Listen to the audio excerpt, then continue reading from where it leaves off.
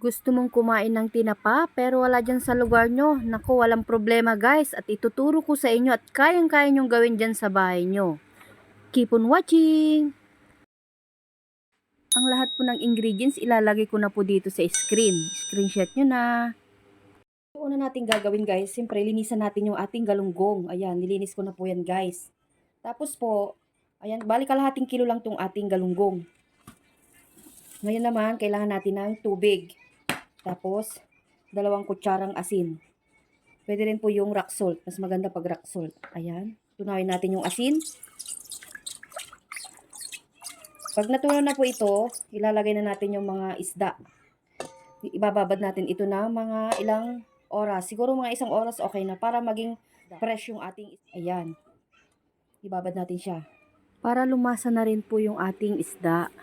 Ayan guys, may steamer tayo dito. Ito na yung ating isdang binabad ng 1 oras sa asin, tsaka sa tubig. Ngayon naman isasalansan natin dito sa sa steamer na to. Kasi steam muna natin yung isda.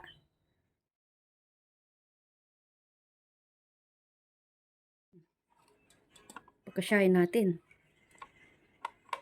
O, diba? Kasya. Kasya yung kalahating kilo. Ito na guys, i-steam na natin siya. Lagay na natin dito. Tapos takpan natin. Yung butas guys, tatakpan ko siya para hindi sumingaw. Ayan. Okay na. After ng 30 minutes guys, ito na yung ating galunggong. Ayan. Okay na po yan. Ngayon naman papausukan na natin. I-off ko na po yung kalan. Tapos po palamigin muna natin siya bago natin ilagay dun sa natin pag uusukan. Tapos po mayroon tayo ditong hindi na ginagamit na kaldero. Ayan. Yan ang ating paglulutuan yung pagpapausukan. Tapos po gagamit tayo ng yung tsaa na nasa bag. Green tea po yung gamit ko. Bali 4 na piraso yan. Tatanggalan natin sa bag.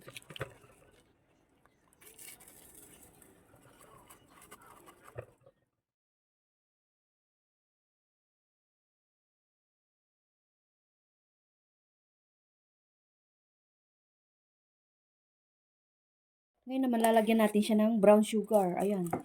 Bali isang kutsarang brown sugar yung nilagay natin.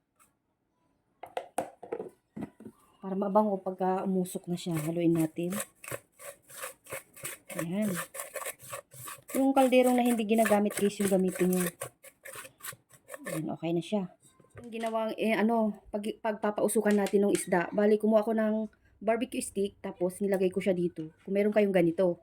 Ayan, kung meron din naman kayong kahoy na parang ginawang pinakross-cross na ganun, pwede naman po. Ngayon naman ito na yung ating yung pinagsamang tea at saka sugar. Ilalagay ko lang siya dito. Saktong-sakto lang siya guys. Oh.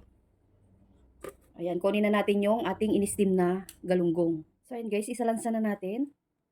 Ayan.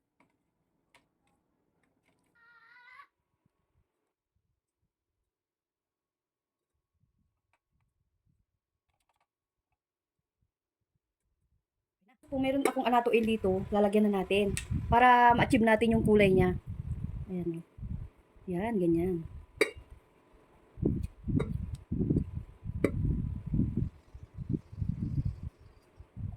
Okay na. Tapos po mamaya maglalagay pa ulit ako ng anato oil. Kung tingnan nyo guys, oh, muusok na siya. Diba, oh. Muusok na. Bali, natin, papausukan natin siya ng 15 minutes lang po. Yung ganitong apoy lang siya guys ha, mahinang mahina. Ayan, check na natin. Tingnan nyo naman guys, oh.